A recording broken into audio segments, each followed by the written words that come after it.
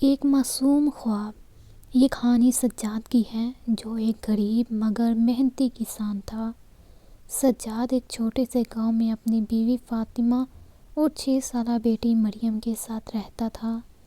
ان کی زندگی غربت میں گزرتی تھی، لیکن مریم کی معصوم ہنسی ان کی دنیا کو روشن کیے رکھتی تھی۔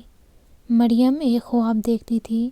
وہ اکثر سجاد سے کہتی، ابا، میں بڑی ہو کر اسکول جاؤں گی، پڑھائی کروں گی اور ایک بڑی افسر بنوں گی۔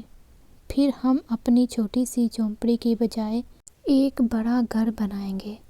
سجاد اس کی آنکھوں میں خواب دیکھتا اور مسکرا کر جواب دیتا، بیٹی، تم ضرور اپنے خواب پورے کرو گی۔ تمہارے ابا تمہارے لیے سب کچھ کریں گے۔ لیکن قسمت کو کچھ اور ہی منظور تھا۔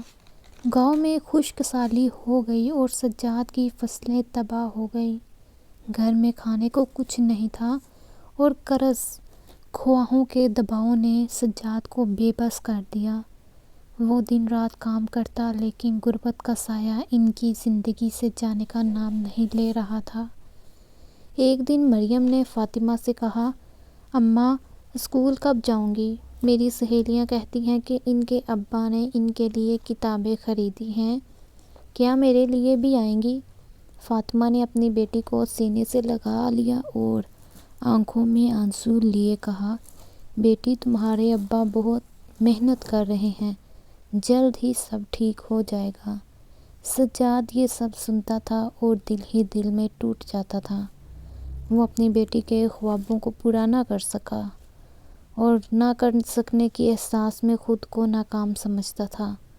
ایک دن اس نے فیصلہ کیا کہ وہ شہر جا کر مزدوری کرے گا اور وہاں سے پیسے کما کر مریم کی پڑھائی کا بندوبست کرے گا۔ سجاد شہر چلا گیا، لیکن قسمت نے اسے وہاں بھی دھوکہ دیا۔ مزدوری کم ملی اور جو پیسے بچتے تھے وہ اپنے گاؤں بھیج دیتا تھا۔ ایک دن سجاد سخت بیمار پڑ گیا اور واپس گاؤں لوٹ آیا۔ جب وہ گاؤں پہنچا تو مریم کی حالت دیکھ کر اس کا دل دہل گیا۔ مریم بیمار تھی اور غربت نے اس کے معصوم چہرے سے ہنسی چھین لی تھی۔ سجاد نے اسے اپنے سینے سے لگایا اور کہا، بیٹی، میں تمہارے خواب پورے نہ کر سکا، مجھے معاف کر دو۔ مریم نے کمزور آواز میں کہا، ابا، میرا خواب یہ ہے کہ آپ ہمیشہ میرے ساتھ رہیں، یہ میرے لیے کافی ہے۔ چند دن بعد مریم کا انتقال ہو گیا۔ سجاد اور فاطمہ کی دنیا اندھیر ہو گئی۔ مریم کی موت نے انہیں توڑ کر رکھ دیا، لیکن اس کی معصوم باتیں ہمیشہ ان کے دل میں زندہ رہیں۔ یہ کہانی ان لوگوں کی ہے جو غربت کے بوجھ تلے اپنے خوابوں اور خوشیوں کو کھو دیتے ہیں۔